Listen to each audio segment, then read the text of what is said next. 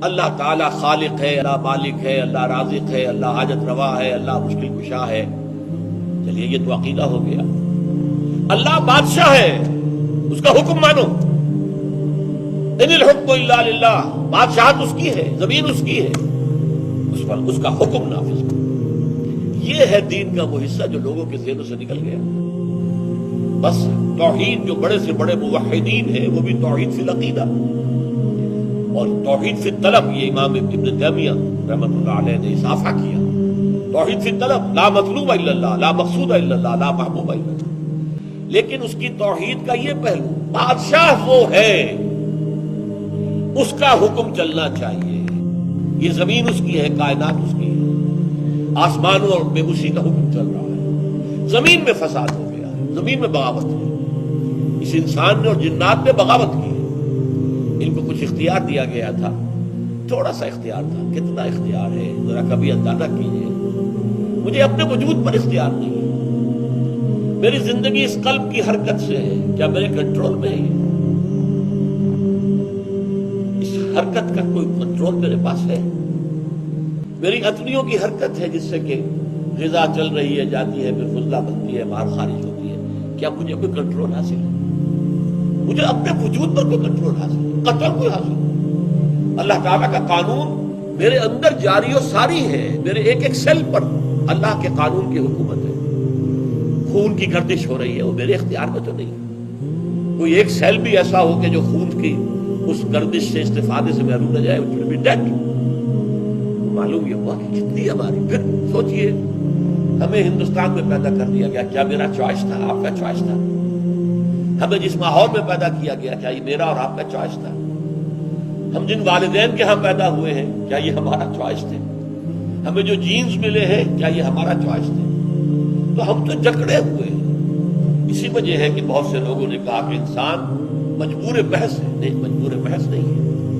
جو کچھ اللہ نے دیا ہے، اس سے ہمارا ایک شاکلہ تیار ہو گیا ہے، ایک پیٹرن بن گیا ہے شخصیت کا. اس پیٹرن سے باہر ہم نہیں جا سکتے.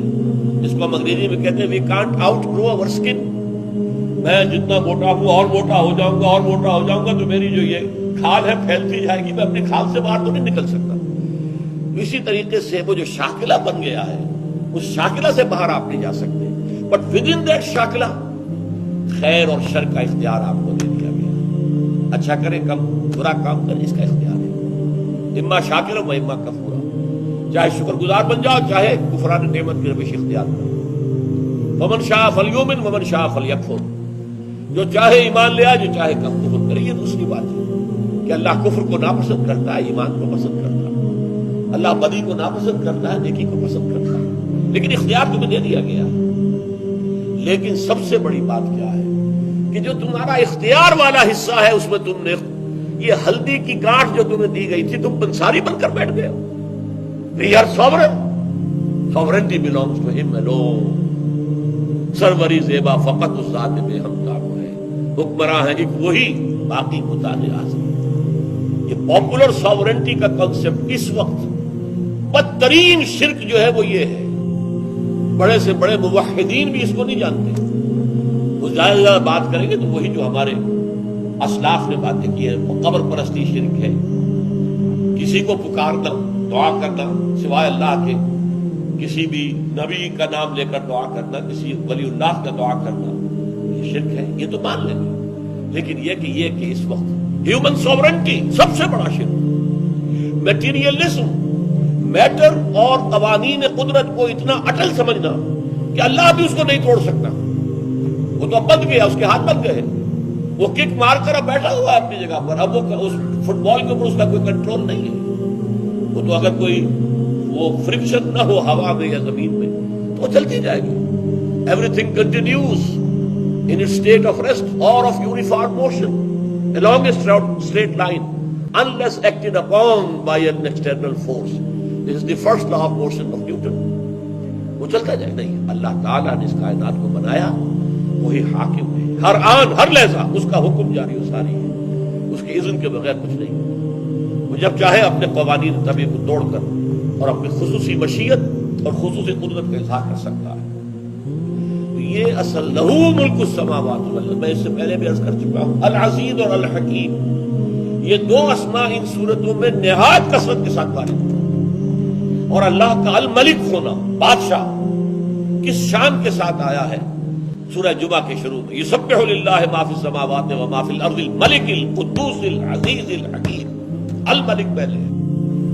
سورہ حشر کے آخر میں وہ آیت جس میں کہ سب سے بڑا گلدستہ قرآن مجید میں اللہ تعالیٰ کے اسماء آیا ہے، الملک القدوس السلام المومن المہیمن العزیز الجبار المتکبر، یہ اسماء، یہ وہ چیز ہے جو ہمارے ذہنوں سے اوجھل ہوئی۔ دینداری باطل کے نظام کے تحت ہم دیندار ہیں، نماز روزہ کرتے ہیں، باطل کے نظام کو ذہناً تسلیم کیا ہے تو آپ اللہ کے غدار ہیں، آپ اللہ کے باغی ہیں۔